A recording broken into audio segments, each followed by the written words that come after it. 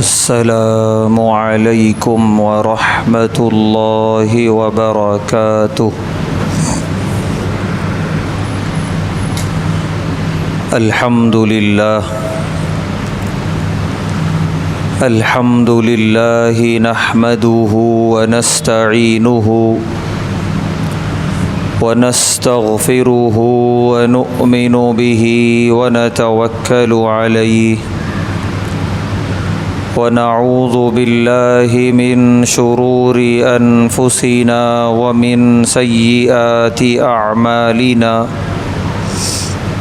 من يهده الله فلا مضل له ومن يضلله فلا هادي له ونشهد أن لا إله إلا الله وحده لا شريك له ونشهد أن سيدنا ونبينا وحبيبنا ومولانا محمدا عبده ورسوله أما بعد قال الله تبارك وتعالى في القرآن الكريم أعوذ بالله من الشيطان الرجيم بسم الله الرحمن الرحيم إنه لقرآن كريم في كتاب مكنون لا يمسه إلا المطهرون تنزيل من رب العالمين صدق اللہ العظیم۔ ہر طرح کی تعریف اور حمد و ثنا اللہ بزرگ و برتر کے لائق ہے، جس کا کوئی شریک نہیں، جس کا کوئی ساجھی اور ہمسر نہیں، جو ہمیشہ سے ہے اور ہمیشہ رہے گا۔ بے شمار درود و سلام نازل ہوں اللہ کے آخری پیغمبر جناب محمد الرسول اللہ صلی اللہ علیہ وسلم پر اور آپ کے تمام صحابہ اور اہل بیت پر۔ محترم حضرات، ہم لوگ جس عظیم شخصیت کو اپنا رسول اور اپنا قائد مانا ہے، یعنی جناب رسول اکرم صلی اللہ علیہ وسلم کی ذات اقدس،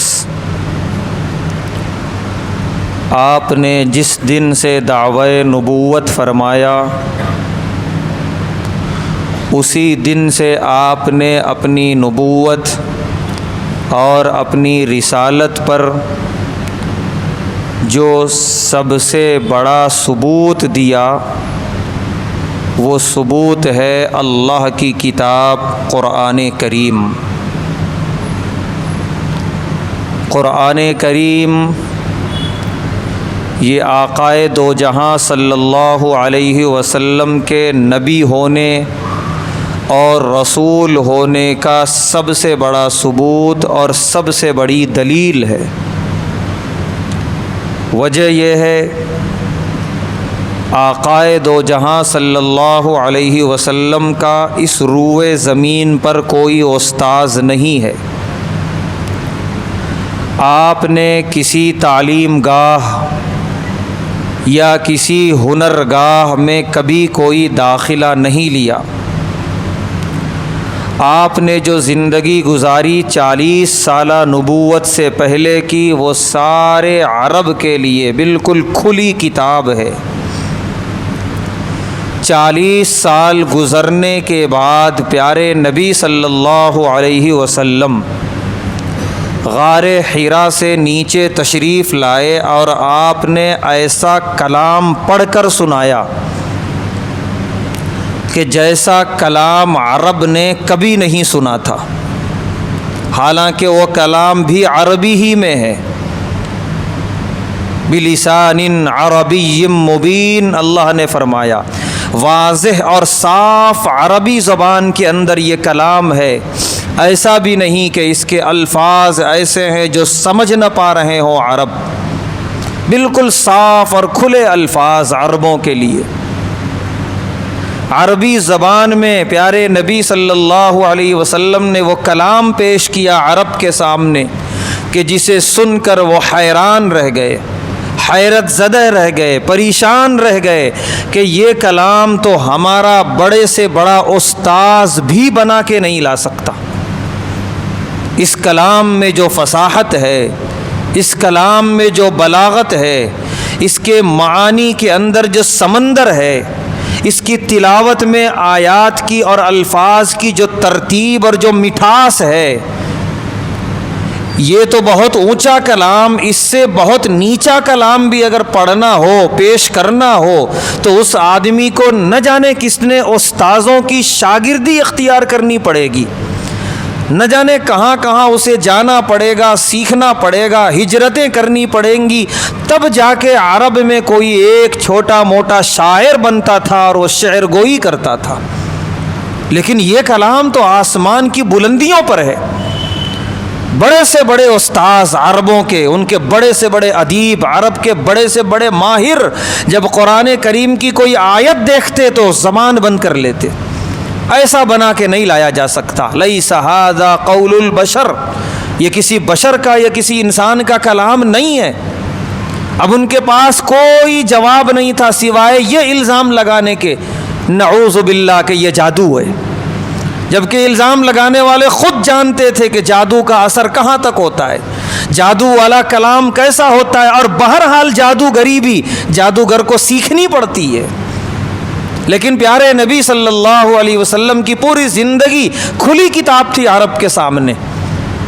آپ کا کوئی استاذ نہیں، آپ کی کوئی تعلیم گاہ نہیں، لیکن کلام ایسا کہ علم کا سمندر اپنے اندر سموئے ہوئے ہے۔ لہذا جس نے سمجھا اس نے اعتراف کیا کہ یہ کلام اس روئے زمین کا نہیں ہے، یہ کلام آسمانی کلام ہے، یہ عرش سے آیا ہوا ہے۔ لہذا اپنے جو ایمان لانے والے صحابہ کرام تھے وہ تو صبح و شام اس کلام کی سچائی اور حقانیت کی گواہی دیتے تھے، لیکن حیرت ہوتی ہے کتابوں میں پڑھ کر کہ بدترین سے بدترین دشمن بھی جب ان کا سامنا ہوا آقا دو جہاں صلی اللہ علیہ وسلم سے، جب دو چار گفتگو کی نوبت آئی اور دو چار آیتیں سنی، دشمنوں نے خاموشی اختیار کر لی کہ اس کلام سے مقابلہ نہیں کیا جا سکتا۔ عرب میں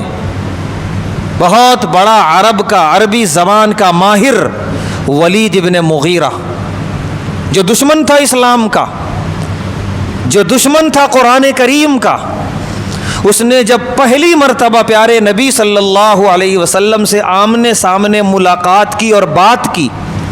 اور پیارے نبی صلی اللہ علیہ وسلم نے چند آیات قرآن کریم کی تلاوت فرمائی،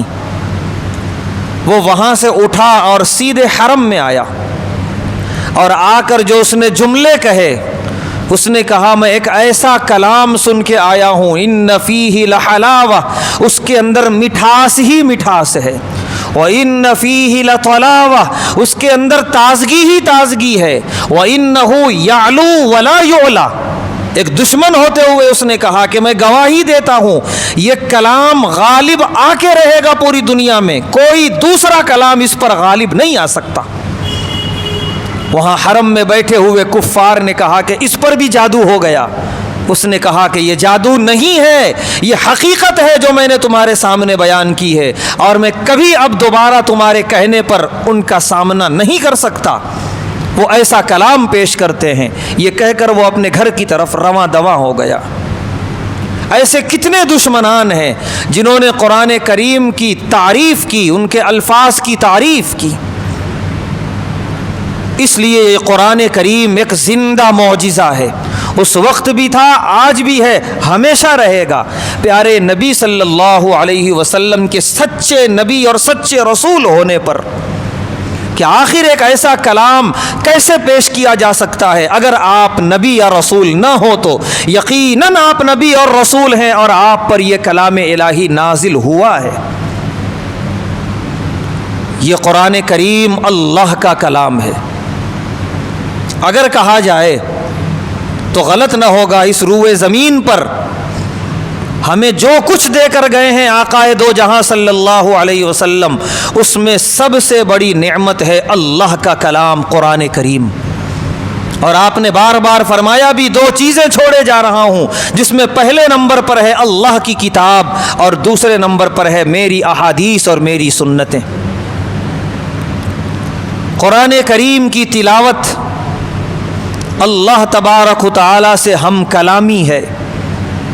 ہم سب جانتے ہیں حضرت موسیٰ علیہ السلام کو ایک موقع پر اللہ نے پہاڑ طور پہ بلایا اور ان سے باقاعدہ ہم کلام ہوئے۔ ہم سب جانتے ہیں ہمارے محبوب دو عالم صلی اللہ علیہ وسلم کو اللہ نے عرش پہ بلایا معراج میں اور اللہ نے ان سے کلام کیا۔ لیکن کیا ہم یہ جانتے ہیں تو کیا یقیناً دل سے ایمان رکھتے ہیں کہ جب ہم اللہ کی کتاب کی تلاوت کرتے ہیں اللہ ہم سے کلام کرتے ہیں؟ یہ شرف، یہ فضیلت اللہ تعالیٰ نے کسی قوم کو عطا نہیں فرمائی، حالانکہ ہر قوم کو اللہ نے کتاب دی ہے۔ یہودیوں کو بھی اللہ نے کتاب دی، عیسائیوں کو بھی اللہ تعالیٰ نے کتاب دی، دیگر اور انبیاء کو اللہ نے کتابیں اور صحیفے عطا فرمائیں، لیکن قرآن کریم کا امتیاز اور خصوصیت یہ ہے، پیارے نبی صلی اللہ علیہ وسلم نے ارشاد فرمایا، جو شخص اس کلام کی تلاوت کرتا ہے وہ اللہ سے ہم کلام ہوتا ہے، اللہ اس سے باتیں کرتے ہیں، وہ اللہ سے باتیں کرتا ہے۔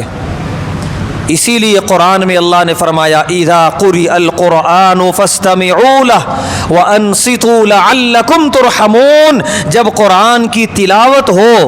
تو خاموشی سے سنو، باتیں نہ کرو تاکہ تم پر اللہ کی رحمتیں نازل ہوں، کیونکہ جو قرآن کریم کی تلاوت کر رہا ہے اللہ سے ہم کلام ہے۔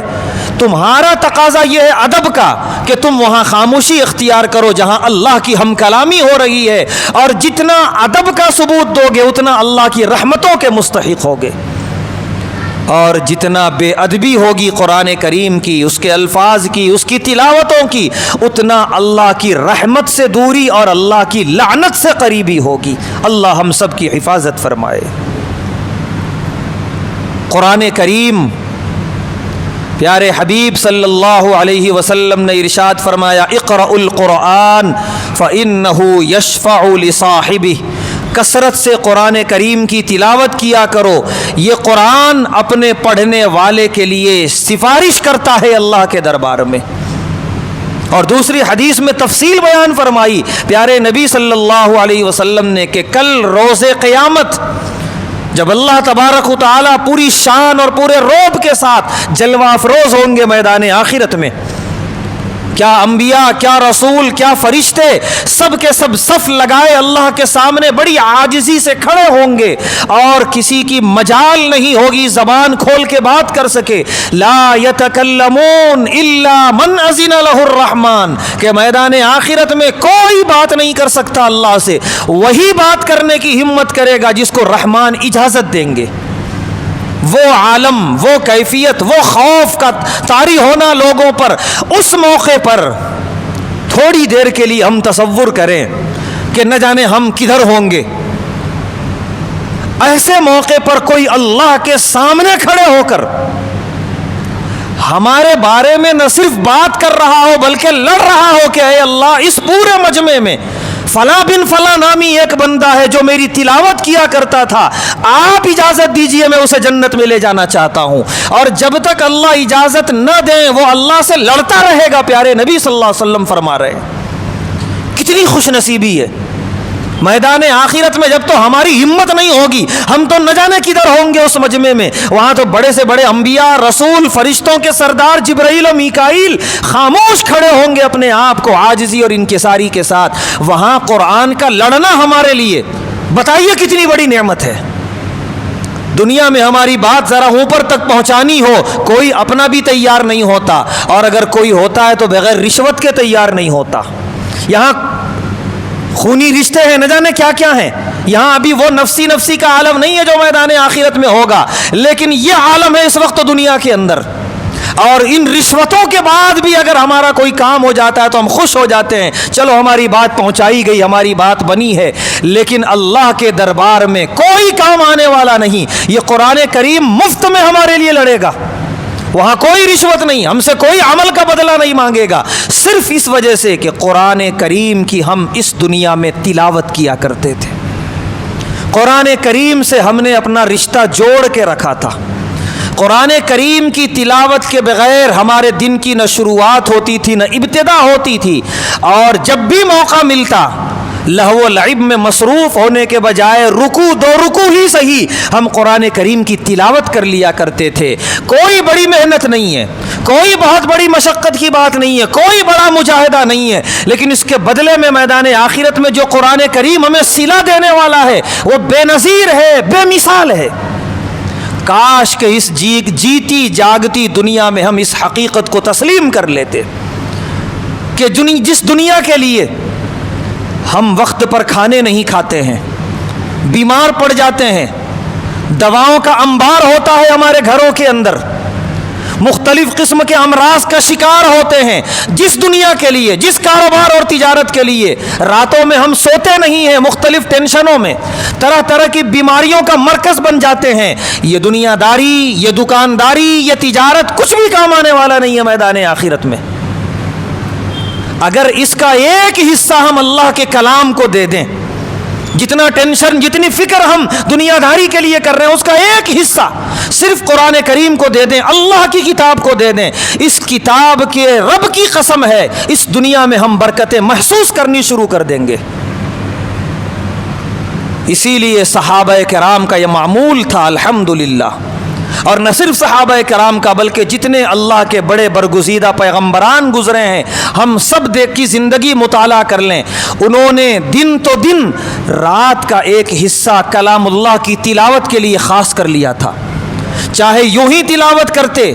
یا نماز تہجد میں نیت باندھ کے کھڑے ہو جاتے اور بڑی لمبی لمبی صورتیں پڑھا کرتے تھے اور بڑی خوشی خوشی اور رضامندی سے. یہ معمول آقا دو جہاں صلی اللہ علیہ وسلم سے شروع ہوا اور الحمدللہ اللہ کے تمام نیک بندوں کی زندگی میں یہ معمول نظر آتا ہے. قرآن کریم سے دوستی، قرآن کریم سے تعلق. ہم سے تو یہ بھی نہیں کہا گیا کہ تم بھی نکالو رات کا وہ حصہ، نکالے تو بہت اچھا ہے، لیکن کم سے کم نماز فجر کے لیے مسجد میں آؤ اور تھوڑا سا تلاوت کر لو قرآن کریم کی. تم سے نہیں ہو سکتی تہجد کی نماز، بہت مشقت ہے، بہت دن کے تھکے ہوتے ہو، بہت دیر میں رات میں سوتے ہو، ٹھیک ہے فرض بھی نہیں ہے تمہارے اوپر نماز تہجد، لیکن کم سے کم نماز فجر تو فرض ہے، بہرحال وہاں سے شروع کرو. ایک طرف نماز ہو اور اس کے ساتھ قرآن کریم کی تلاوت ہو.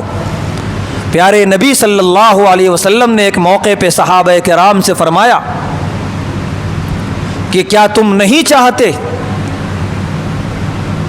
کہ عقیق نامی وادی جہاں تجارت کے اونٹ آ کر ٹھہرتے تھے اور تجارتی سامان اترتے تھے، کیا تم نہیں چاہتے کہ تم میں سے کوئی شخص وہاں جائے اور 2 اونٹ تجارتی سامان سے لدا ہوا لے کر اپنے گھر آ جائے؟ صحابہ فرماتے ہیں کیوں نہیں ہے اللہ کے رسول صلی اللہ علیہ وسلم، ہم میں سے ہر کوئی چاہے گا. پیارے نبی صلی اللہ علیہ وسلم نے فرمایا اس سے افضل عمل نہ بتاؤں؟ فرمایا کہ جب صبح صبح اللہ کے گھر جاؤ 2 آیت کی تلاوت کر لو.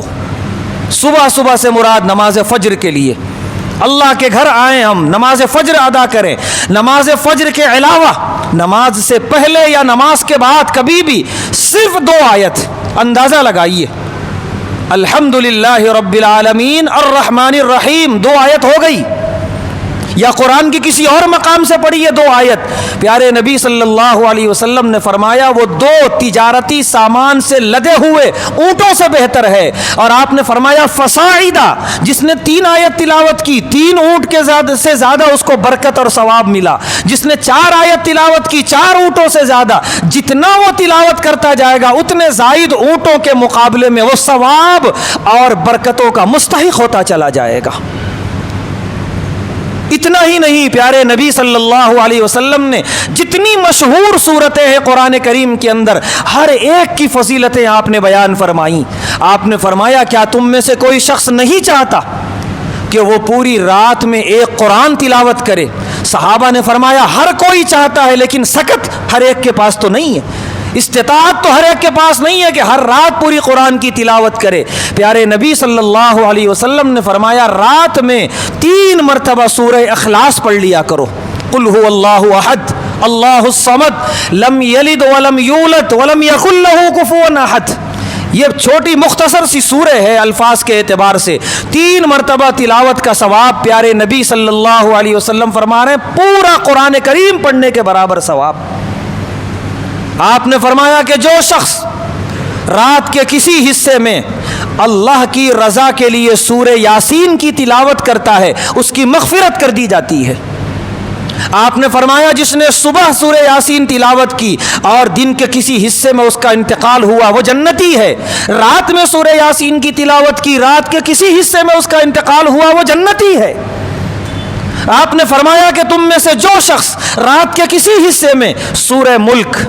سورہ واقعہ، سورہ سجدہ، یہ 3 سورتوں کی تلاوت کر لے، اللہ فقر و فاقے کا دروازہ بند کر دیتے ہیں اس کے لیے، رزق میں بے انتہا برکتیں، اور اللہ اور یہ 3 سورتیں اسے کل قبر کے عذاب سے محفوظ رکھیں گی۔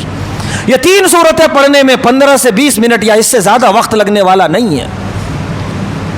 کتنی صورتیں ہیں قرآن کریم کے اندر جس کی الگ الگ فضیلتیں پیارے نبی صلی اللہ علیہ وسلم نے بیان فرمائیں۔ الغرض آدمی کو جتنا میسر ہو صبح اور شام، دن میں یا رات میں، وہ انہی فضیلتوں ہی کی لالچ میں کم سے کم وہ قرآن کریم کی تلاوت کر لیا کرے، وہ پڑھ لیا کرے۔ کوئی فضیلت کی لالچ نہیں ہے، جہاں چاہے وہاں سے پڑھ رہا ہے تو بھی اتنا ثواب۔ پیارے نبی صلی اللہ علیہ وسلم نے فرمایا 1 حرف پہ 10 نیکی کا ثواب، اور آپ نے فرمایا میں یہ نہیں کہتا کہ الف لام میم 1 حرف ہے، بلکہ الف 1 حرف ہے، لام 1 حرف ہے، میم 1 حرف ہے، 3 حرف پڑھ لیا الف لام میم، 30 نیکیاں اس کے نام اعمال میں لکھ دی گئیں۔ پیارے نبی صلی اللہ علیہ وسلم نے فرمایا قرآن کریم کی تلاوت سے دل کا زنگ دور ہو جاتا ہے، دل میں نورانیت آتی ہے، دل میں ایمان کی مضبوطی آتی ہے۔ پیارے نبی صلی اللہ علیہ وسلم نے ارشاد فرمایا اپنے دل اور اپنے سینوں کو قبرستان نہ بناؤ، کیونکہ جس سینے میں قرآن کا کوئی حصہ محفوظ نہیں ہے وہ سینہ اور وہ دل ویران قبرستان کی طرح ہیں۔ جتنا زیادہ سے زیادہ ہو سکے قرآن کریم کی سورتوں کو حفظ کرو اور قرآن کریم کی تلاوت کیا کرو۔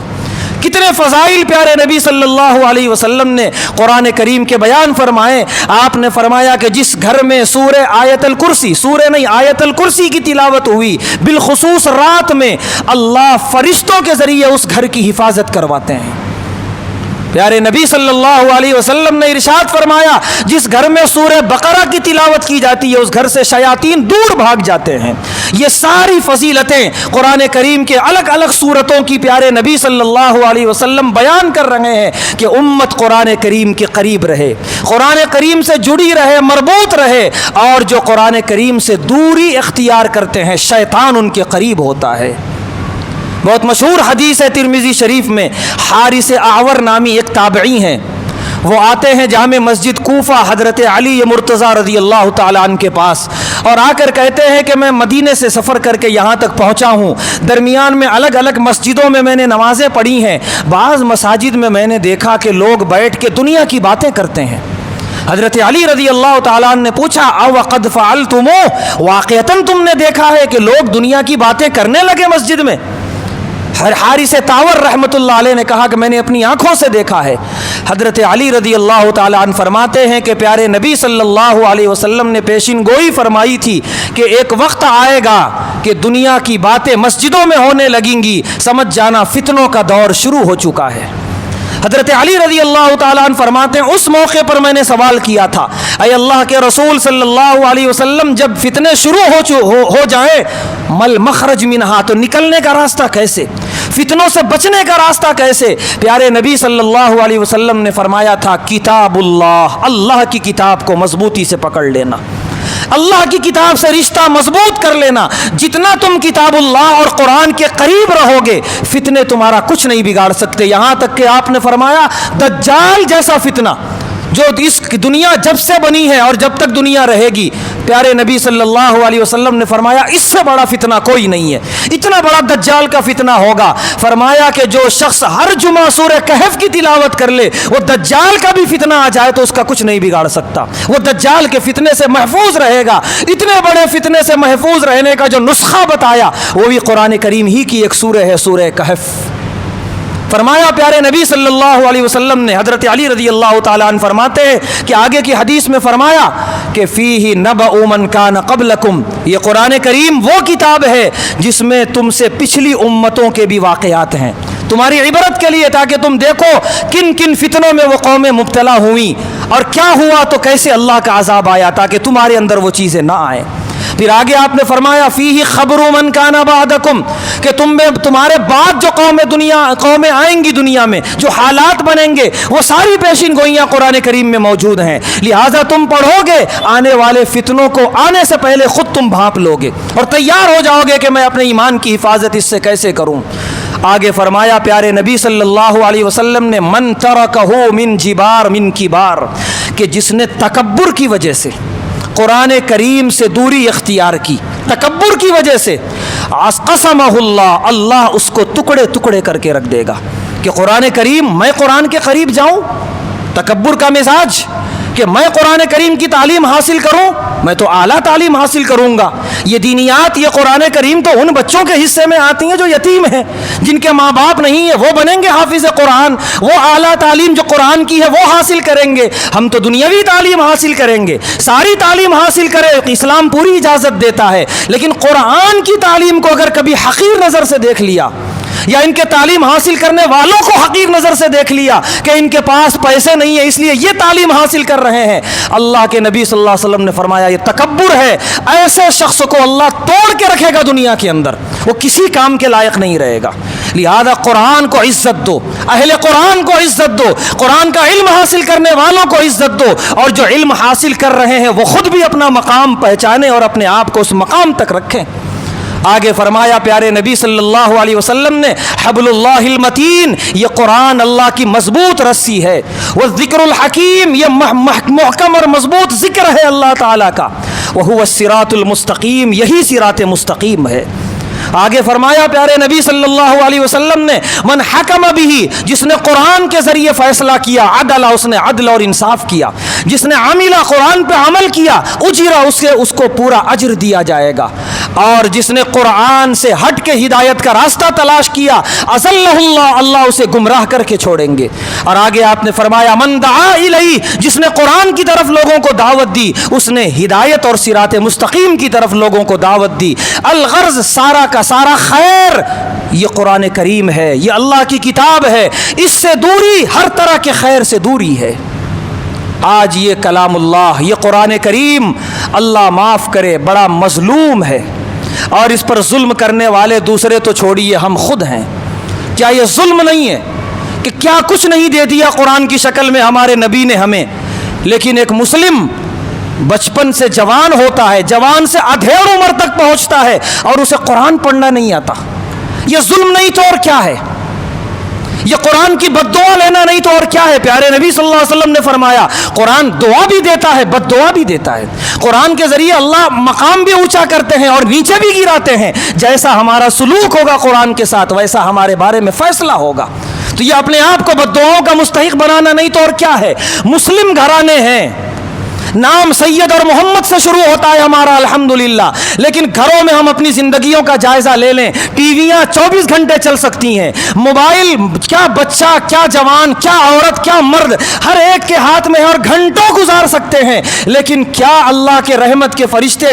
گھروں میں داخل ہو کر ڈھونڈتے ہوں گے کوئی ایک نظر آ جائے قرآن کریم کی تلاوت کرتے ہوئے، کوئی ایک نظر آ جائے نماز فجر پڑھتے ہوئے اور نماز فجر کے بعد قرآن کی تلاوت سے دن کا آغاز کرتے ہوئے کوئی ایک نظر آ جائے؟ سووں میں ایک دو ملتے ہوں گے اللہ کے فرشتوں کو، باقی سارا کا سارا گھرانہ یوں ہی زندگی گزار رہا ہے قرآن سے دور ہو کر۔ وہ معزز تھے زمانے میں مسلمان ہو کر، ہم خار ہوئے تاریک قرآن ہو کر۔ جہیز کی فہرست میں بہت شوق سے لکھتے ہیں نمبر 1 پہ قرآن، جبکہ یہ قرآن جہیز میں لینے اور دینے کی کتاب ہی نہیں ہے۔ ہدی للناس، یہ آئی تھی لوگوں کی ہدایت کے لیے، اسے پڑھا جائے، اسے سمجھا جائے، اس پر عمل کیا جائے، اسے دوسروں تک پہنچایا جائے، اس کے لیے آئی تھی یہ کتاب۔ لیکن یہ کتاب آ گئی جہیز کے اندر، یہ کتاب آ گئی صرف مردہ لوگوں کی مغفرت اور ایصال ثواب کے لیے۔ اللہ معاف کرے، پوری قرآن اور پوری حدیث میں کہیں بھی نہیں ہے کہ یہ قرآن ہدی للمرحومین، مرحومین کی ہدایت کے لیے آئی ہے یا ایصال ثواب کے لیے آئی ہے، یہ زندہ چلتے پھرتے انسانوں کے لیے آئی ہے۔ لیکن کبھی قرآن نہیں کھلتا، اللہ معاف کرے، جہاں کوئی ایک مرا گھر کے اندر ٹی ویاں بند، اب قرآن نکالے جا رہے ہیں۔ اس دن کے لیے قرآن آیا تھا، کیا خوب مذاق کر رہے ہیں قرآن کے ساتھ، اور وہ بھی 1 رکوع پڑھے 2 رکوع پڑھے، ایصالی ثواب ہی کر رہے ہیں، کم سے کم 1 پارا تو پڑھ لو اس بہانے، وہ بھی نہیں ہوتا۔ کوئی 1 رکوع پڑھ کے قرآن بند کر رہا ہے، کوئی 2 رکوع، کوئی پاؤ پارا پڑھ کے قرآن بند کر رہا ہے۔ یعنی بالکل ظلم کا شکار ہے یہ کتاب ہدایت ہمارے لیے،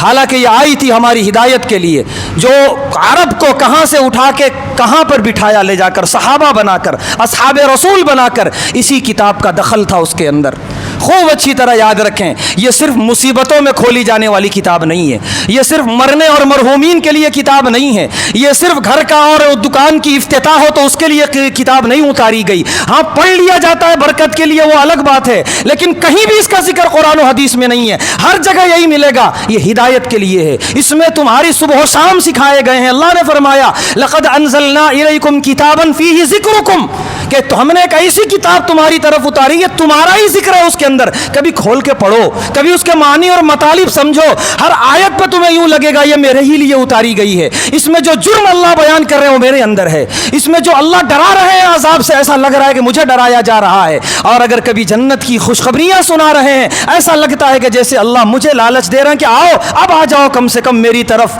اور ایمان لے آؤ مضبوط اور بن جاؤ اللہ تبارک و تعالیٰ کے مطیع و فرما بردار۔ ہر آیت اور ہر سورہ ہمیں یہ دعوت دیتی ہوئی نظر آتی ہے، شرط یہ ہے کہ اس کتاب کو ہم کھولیں، اس کے معنی اور مطالب کو سمجھ کر پڑھنے کی کوشش کریں۔ یہ کتاب صرف مسجد کے امام و مؤذن کے لیے نہیں ہے، یہ کتاب صرف مدرسے میں پڑھنے والے بچوں کے لیے نہیں ہے، بلکہ معاف کیجئے یہ کتاب صرف مسلمانوں کے لیے بھی نہیں ہے، یہ کتاب پورے انسان کے لیے اللہ نے نازل کی تھی، ہدی للناس۔ لیکن آج یہ کتاب انسانوں تک نہیں پہنچ رہی ہے، اس کے قصوروار ہم اور آپ ہیں، کیونکہ ہم خود لینے کے لیے تیار نہیں ہیں، الماریوں میں بند کر دیے، مدرسوں تک محدود کر دیے، اور مسجد کے جو ہے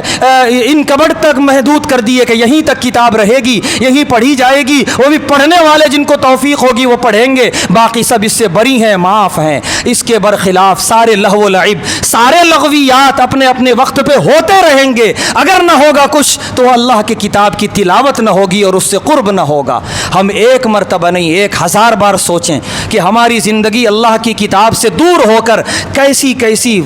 لعنتوں اور کیسی کیسی مصیبتوں کا شکار ہو چکی ہے۔ ہم اپنے آپ کو اللہ کی کتاب کے قریب کریں، اس کو پڑھیں، اس کی عادت بنائیں، اس سے دوستی کریں، یہ بہت بڑا کام آنے والا یہ کلام ہے کل میدان آخرت میں، اس پر عمل کریں، دوسروں تک اس پیغام کو پہنچانے کی کوشش کریں۔ اللہ تبارک و تعالیٰ سے دعا ہے اللہ تبارک و تعالیٰ ہم تمام کو اس کتاب ہدایت سے پیغام حاصل کرنے کی توفیق عطا فرمائے، اسے اپنی جیتی جاتی زندگی میں خوب پڑھ کر اس پر عمل کرنے کی توفیق عطا فرمائے۔ وآخر دعوانا الحمد للہ رب العالمین۔